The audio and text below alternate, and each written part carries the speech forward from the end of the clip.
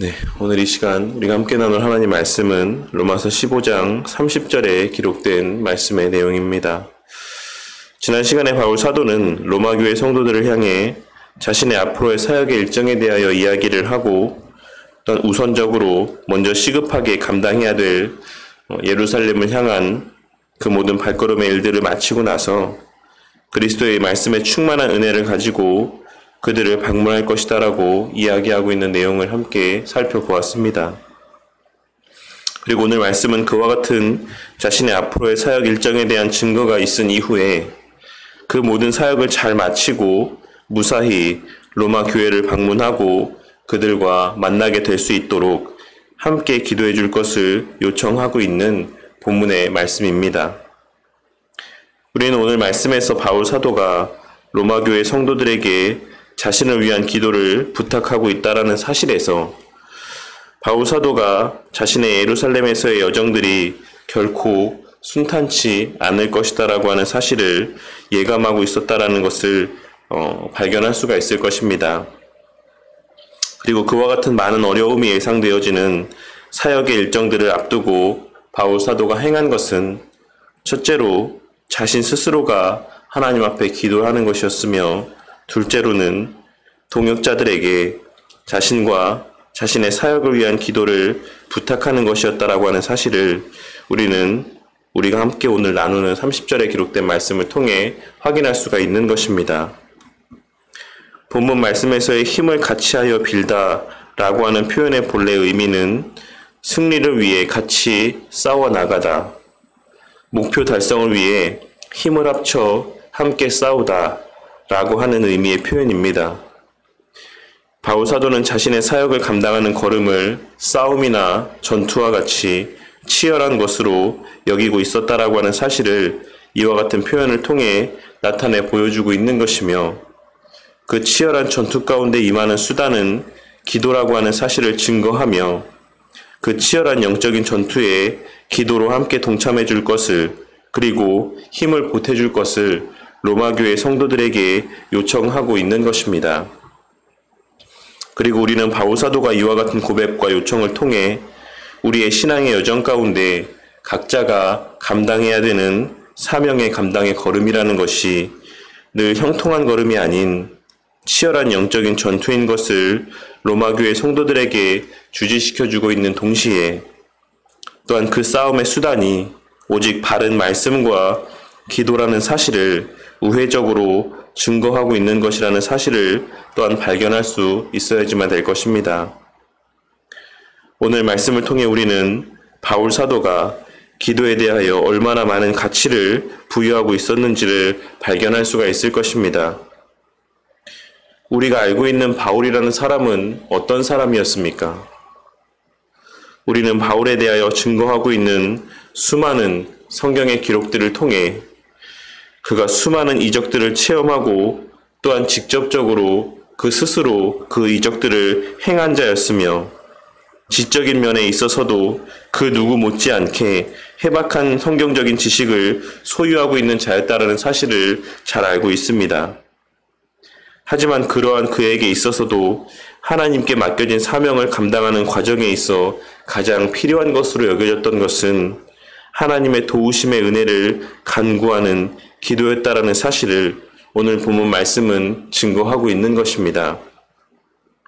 그리고 그 기도는 여러 사람이 마음을 모아 함께 기도할 때 더 능력이 있다라고 하는 사실을 로마 교회 성도들에게 기도를 요청함을 통해 간접적으로 또한 우회적으로 드러내 보여주고 있는 것입니다.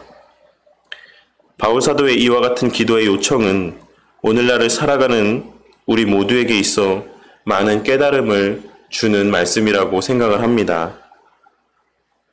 과거 우리의 부모 세대는 정말 기도를 많이 하였습니다. 물론 새벽에 깨어 기도하는 것이 과거 우리 신앙의 선배들에게 있어서는 그들의 삶의 패턴에 있어 오늘날을 살아가는 우리들보다 더 적합한 면이 많이 있었다라고 하는 사실에 있어서는 부인할 수 없는 것이다라고 생각을 합니다. 농사가 우리의 주된 산업이었던 과거의 삶 속에서 새벽에 일어나는 것은 그 시대 사람들의 몸에 배인 패턴이었고 또한 밤에 할 수 있는 것이 많지 않았던 당시에 오늘날에 비해서 일찍 잠에 들 수밖에 없었기도 했었기 때문에 우리 조상들이 오늘날을 살아가는 우리들보다 새벽에 일어나는 것에 있어서는 많은 유리한 점들이 있었던 것이 사실인 것입니다. 하지만 오늘날의 성도들이 과거의 우리 신앙의 선배들보다 더 많은 시간, 더 열심을 다해 기도하지 않는 것이 단지 그와 같은 외적인 이유들 때문만은 아닐 것이다라고 생각을 합니다.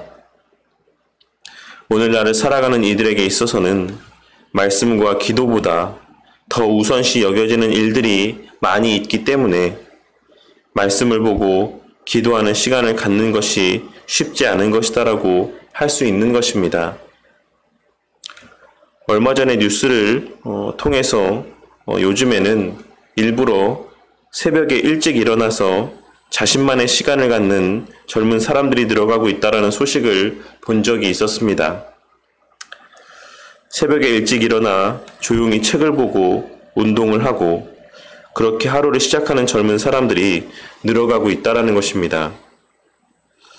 그렇다면 그들은 왜 그렇게 새벽에 일찍 일어나서 그와 같은 새벽 시간을 이용하여 자신만의 시간을 갖는 것이겠습니까?